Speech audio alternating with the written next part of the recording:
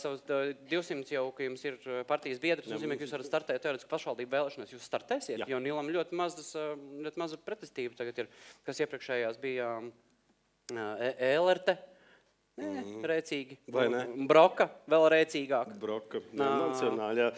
Mēs startēsim, protams, jā. Un tur ir arī vajadzīgi kandidāts uz Rīgas mēru kaut kāds. Kurš varētu būt? Es nezinu, es domāju, ka es startēšu uz Vēnspili. Uz Vēnspils mēru? Tā var darīt? Jep. Tas ir ko...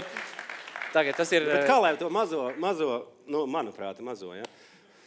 Kalkumā? Jā, kā lai to mazo saimnieciņu tā kā dabū nost no turienes, Tagad caur vēlēšanām.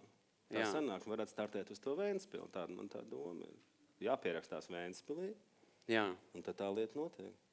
Man bija tāds stāsts par Latgali. Mēs dibinām tās reģionālās grupas un braucam par tām pilsētām un bijām Lūdzā. Lūdza ir vecākā pilsēta Latvijā. Un tad mēs runājām ar viņiem, ar tiem cilvēkiem, un tā kā, kad ir tā reģionālā pilsētas grupa jāuztais, un viss tur atsaucīgi un tā. Un tad nākamajā dienā Facebookā parādās, ka Saskaņa veido savu grupu tieši ar tiem pašiem cilvēkiem. Izrādās, tie bija saskaņas biedri, visi, kas bija atnākuši uz to Lūdzas sanāksmi. Jā. Baigi jokaini. Tur tā saskaņa ķepu uzlikusi virsū. Tā ir. Ne tikai Lūdzā. Barhis, tas tālēns izteiksmes līdzīgs. Stāsim priekšu. Ir kaut kādas lietas, man daži labi piemēri. Kā ir mainījusies, man liekas, viss tā politiskā elite brīdī, kad tu viņiem pievienojies. Es dažus no viņiem varētu apstīties. Un tu man arī pastāstīs vairāk, kas tas ir. Pirmais, mūsu Baiba Broka jau pieminētā tieši arī tiek pieminēta tur. Pastāstīs, kas tas ir pa video, kas tur notiek un kāpēc tas tā. Lūdzu video. Artis Stulska, Brīvos pārvaldes priekšsēdētāja vietnieks, ja jūs esat? Halo? Valdes, ja? Jūs esat saņēmis pagājušo gadu 65,000 eiro atalgojumā no nodokļu maksātāju naudas. Edgars Sūna ir. Paldies. Jānis Liepiņš ir šeit. Juridiskās pārvaldes direktors Rīgas domē. Kur? Jūs? Līga Augusta šeit ir? Kur? Jūs, jā. Viesturs Silinieks šeit nav. Tad velosipēds šeit kaut kur būtu. Tā, Baiba Broku, bijušo tieslietu ministru, kurai netika iedot pielaidi. Es redzu, jūs esat valdē šobrīd, jūs apsveicam.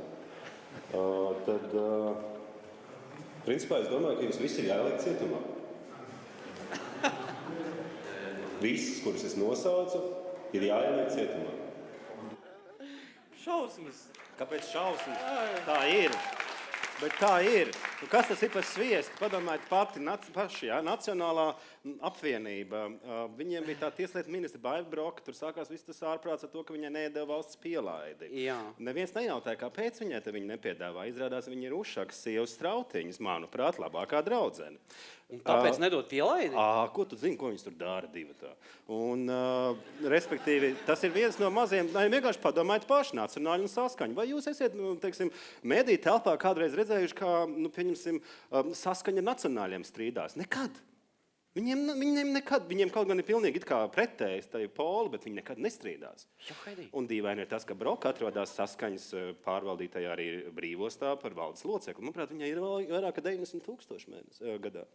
Eiro nodokļu maksātāju naudas. Kāda? Lūk, padomājiet par šo. Jā, bet, Vai pieņemsim Mairas Briedis cīnījās, vai ne, tagad arēnā, un tur ir tāda, manuprāt, Max Group Jā, ar Mairi man ir sāpīgas atmiņas. Pagad, es izstāstīšu šo stāstu. Tur ir tā loža, un tur sēž tajā ložā parādnieks, jā, tas pats Imants. Tad tur sēž Elksniņš, jā, tas no Saskaņas ir, jā. Un tad tur sēž Sprūts, kas ir tas ar to Bentley savu jauno, tas maksāt nespējas admīts, jā. Jā, bet Džeki sēž vienā ložā. Sistemātiski. Varbūt nebija vietu. Protams, Jāni, protams.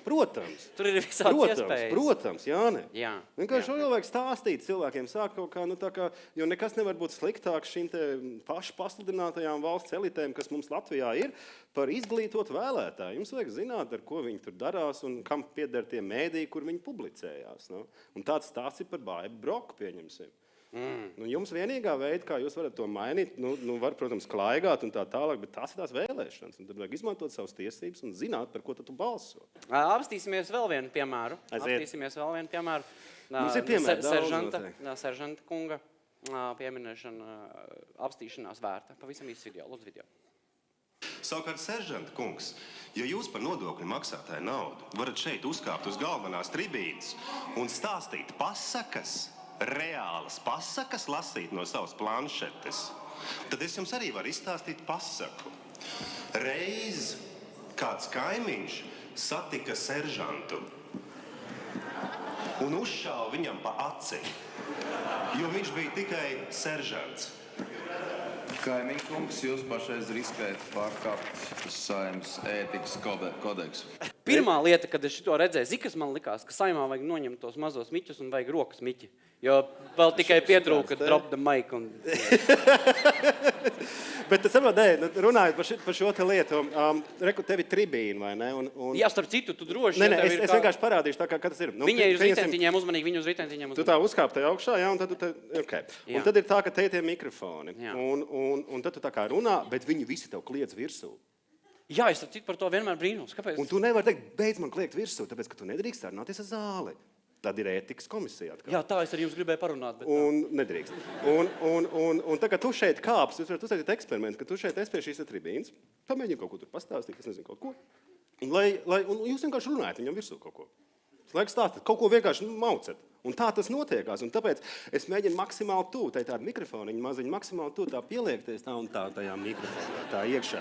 Jo tu reāli nedzirdi savādā, ko tu vispār runā. Un viņu galvenā tā lieta ir tevi izsist ārā, lai tu pazaudē ritmu un galvenais domu. Uztaisim nelielu attalpu. Mums ir viens kolosāls seriāls saucās Idioti. Un vienā no sērijām viņi pieminējuši arī tevi. Neticami. Tā ir baigā sakritība. No malas, labi. Jā, baigā sakritība. Un apskatīsimies. Ja gadījumā jūs esat pājuši garām otrā sezona seriālam Idioti jau iet uz beigām, tuliņ beigsies šodien. Jā, un mēs pilnīgi nejauši viņus atradām kaut kur internetā un labprāt rādām. Mēs nezinām, kas tas ir, neko neatbildam. Lūdzu. Idioti. Tu tās esi tu? Nē.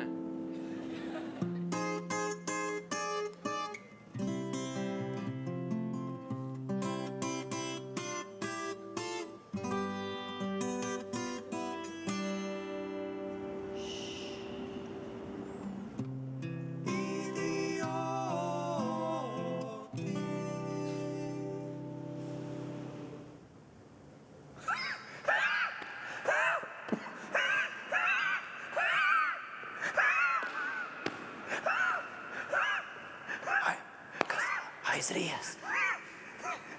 Klausies, es izdomāju joku. Cik gal? Nu, Baigās. saki. Tuk. Tev jāsaka, kas tur ir. Kāpēc? Nu tādi noteikumi. Tā ir spēle. Nē, nu abi divi. Spēle un joks. Ko? Spēle un joks. Jā. No. Tuk. Kas tur ir? Kaimiņš. Jāsaka, kāds kaimiņš? Kāds kaimiņš? Artus kaimiņš.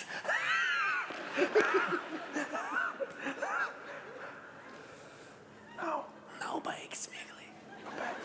Es nezinu. Nu, tu pasaki tu kaut ko. Izdomā tu redzīgi. Piemēram, jā. Tuk. Kas tur? Nekas.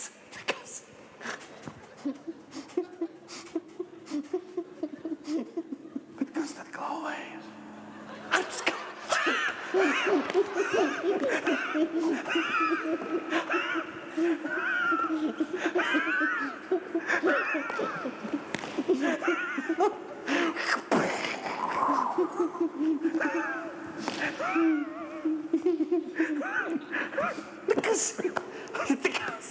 Nekas.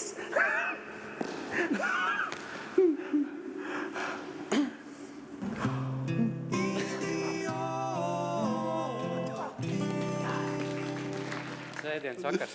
Bet es starp citu pa īstam, kā tev vienāds prātā mainīt vārdu? Es biju Dānijā, 18 gados, un 3 mēnešus tur dzīvoju, un viņi nemācēja izrunāt to Artūrs, un viņiem bija Artus. Un es atbraucu atpakaļ uz Latviju, iestājos Kultūras akadēmijā uz aktieriem, un uzreiz jau teicu, ka es esmu Artus.